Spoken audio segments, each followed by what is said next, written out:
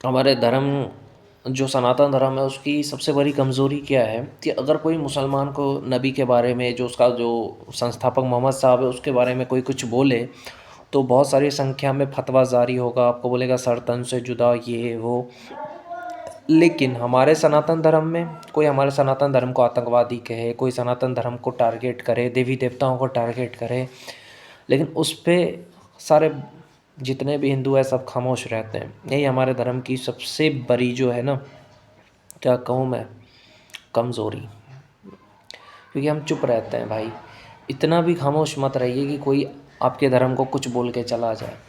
आप अपने धर्म के प्रति तो इतना ज़्यादा कट्टर ज़रूर रहिए। एक मुसलमान कभी भी नमाज़ पढ़ना नहीं भूलता या वो कभी भी टोपी पहनना नहीं भूलता। उसे अपने कुरान के बारे में पता है, हदीस के बारे में पता है। लेकिन एक हिंदू भूल जाता है। उनको गीता अच्छी नहीं लगती, उनको रामायण अच्छी नहीं लगती, वो क्लब जाते हैं, टीका नहीं लगाते हैं, चंदन नहीं लगाते हैं।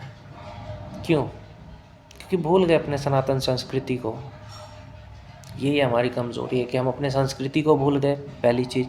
दूसरी चीज़, ये देश सेक्युलर है। आप अगर स्कूल में चले गए टीका लगा करके, चोटी लगा के, तो बोलेंगे कि नहीं, मैंने देखा है कई सारे ऐसे वीडियो। तो ये गलत चीज़ है। और ऊपर से भीमुल्ले भीमुल्ले वो लोग होते हैं जो मुल्लों के घर जिनकी अम्मा जाती है और वो आरक्षण के नाम पे भीख मांगते हैं। उसको कहते हैं भीमुल्ले। तो मेरे कहने का मतलब है, तो वो अलग। वो क्या कहते हैं हम बताता हूँ तुमको, कि वो कहते हैं कि बाबा साहब अम्बेडकर ने जो दिया संविधान, उसमें सिर्फ उन्होंने लिखा है, उसके साथ बहुत सारे लोग भी थे, ये नहीं बताते।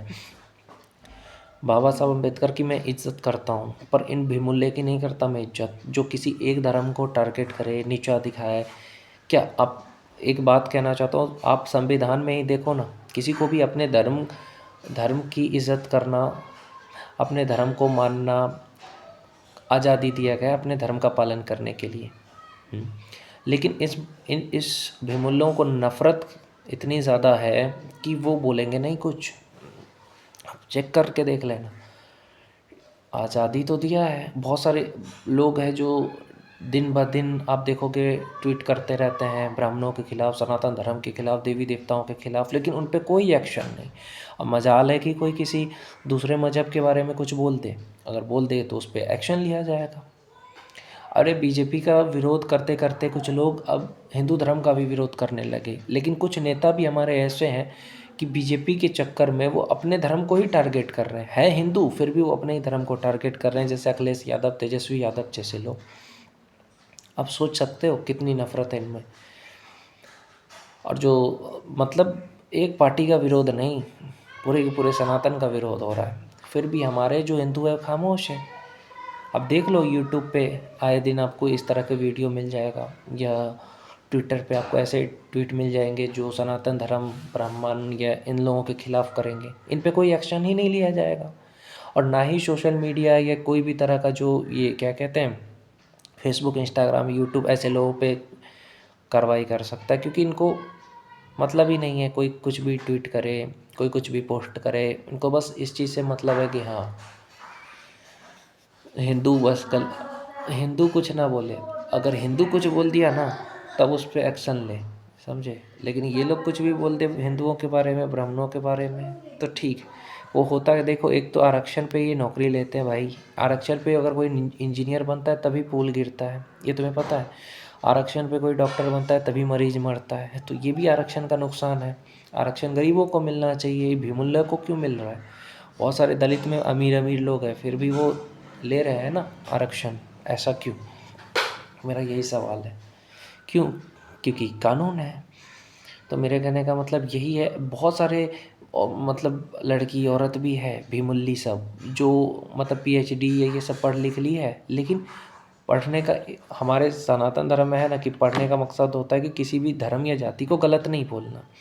लेकिन भीमुल्ली और भीमुल्ले को लगता है कि नहीं, हम अगर ब्राह्मणों को, सनातन धर्म को गलत बोलेंगे तो हमें ज़्यादा से ज़्यादा लोग व्यूज़ देंगे, इसलिए ऐसा करते हैं, समझ रहे हो। ज़्यादा से ज़्यादा लोग हमें गालियाँ देंगे, इसीलिए हमारा धर्म नहीं सिखाता किसी भी धर्म को गाली देना, समझे।